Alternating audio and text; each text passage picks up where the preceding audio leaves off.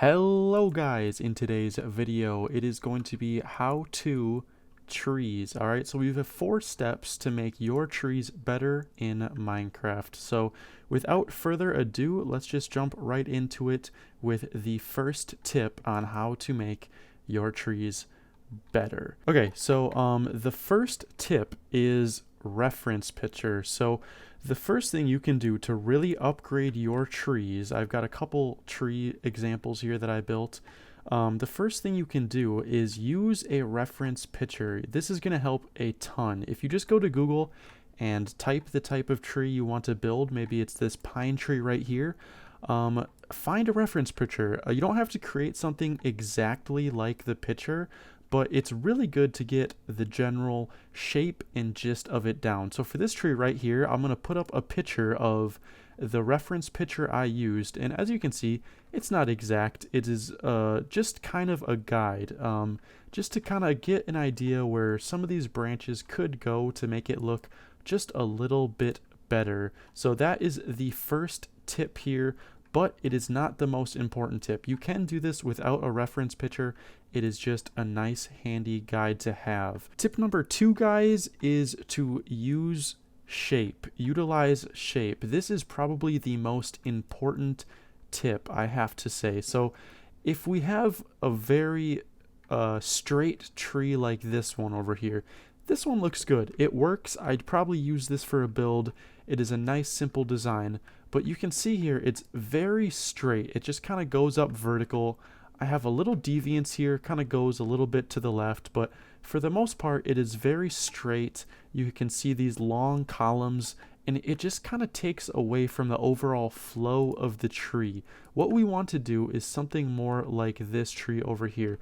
This tree has a ton of shape in it. So you can see that the trunk of the tree curves to the right, and then we have branches that sprout off to the left and even farther right, and then at the top here they sprout out in all different directions. And this is what we want to utilize when we're making our trees, because shape is very important. So if I were to use, let's come over here and look at this tree. See, this is a little fantasy tree I built.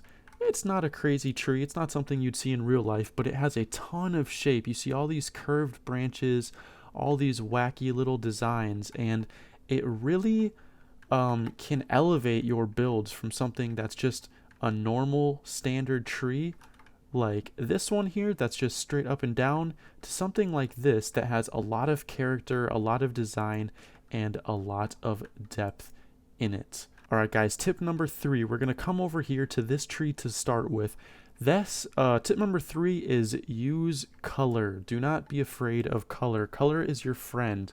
If we were to get, let's just say, a standard, let's see here, where are the leaves? If we were to get a standard oak tree that just kind of comes up like this, and then you have your standard little top on your tree like this, this is 2 colors. 2 colors works, but not all trees are just brown and green. You know, if it's fall, you're going to have a magnitude of colors, and that's where you can really get creative with your design. So for this one, you have all these different colors. You got orange and yellow, and this is not even it. If you have any blocks that are even remotely orange or yellow, they can work really good in your build. So look at these. We've got a coral block, red sandstone, and shroom light.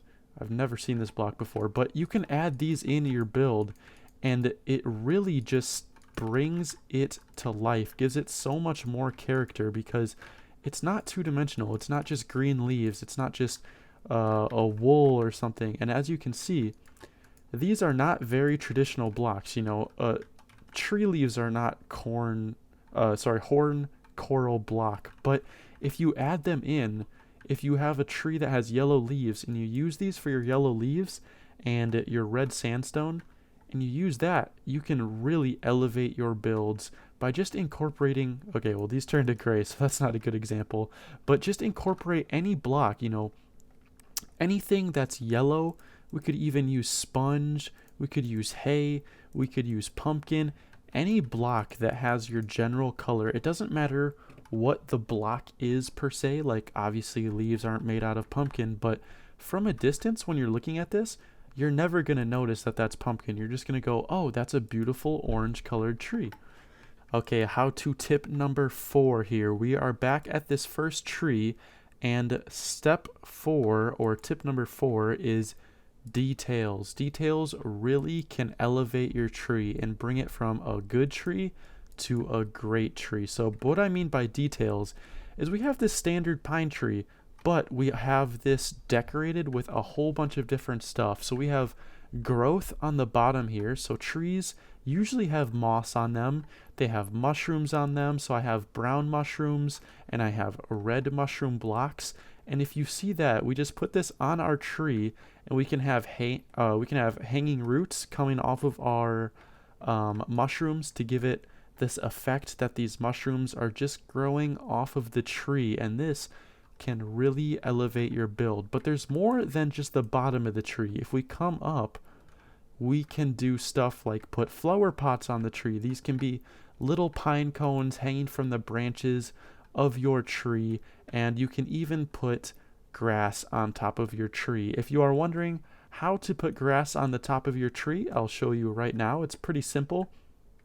The only thing you need to do is have access to World Edit, but World Edit is free. So if you're on a creative map and you just want to build to your heart's content, you can download World Edit for free, and it will work on any PC. So all you have to do is place a block, select, what the heck? Oh, okay. So I don't have World Edit installed right now, but you would place a block, select it with position number 1, make its position number 2, and then you do / set grass, and that would set it to this grass block right here. And if it doesn't stay or it disappears after you do that, what you can do is do /game rule random tick speed 0. So what this is going to do is Minecraft works in ticks. So every time something breaks, it's on this Minecraft scale of tick speed. And when you set tick speed to 0, it means that the game is no longer registering if this grass block, or yeah, I guess I'll call it a block, this grass block is on top of dirt, because usually you would only be able to place it on top of a grass block. But since you do random tick speed 0, it is not going to register that you placed it on something other than a grass block. This will have really no effect on your builds. You'll still see particles, water and stuff will still act the same, except you will be able to place stuff like grass on your builds. Sticking with the detail, more we can do is have branches, but use different types of blocks. So we have this diorite for our birch tree here, and we can use these slabs to make a skinny branch, and then a diorite wall to make an even skinnier branch. So you don't always have to have very thick branches like this. You can use walls, you can use slabs, you can even use trap doors to really get that tree from thick all the way to thin at the very end. So that is another detail you can use in your trees. That is going to conclude it. This was a quick little how-to for trees. I'm going to probably make some other videos on how to do maybe caves and houses, maybe even castles, a bunch of different stuff, but that is going to conclude it. I might do a tree tutorial. I didn't build anything in this video, just kind of encased some of the different things you can do to elevate your trees, but in the future I might do a tutorial for a tree. So if you guys do want that, hit that subscribe button and stick around. I'll see you guys next time.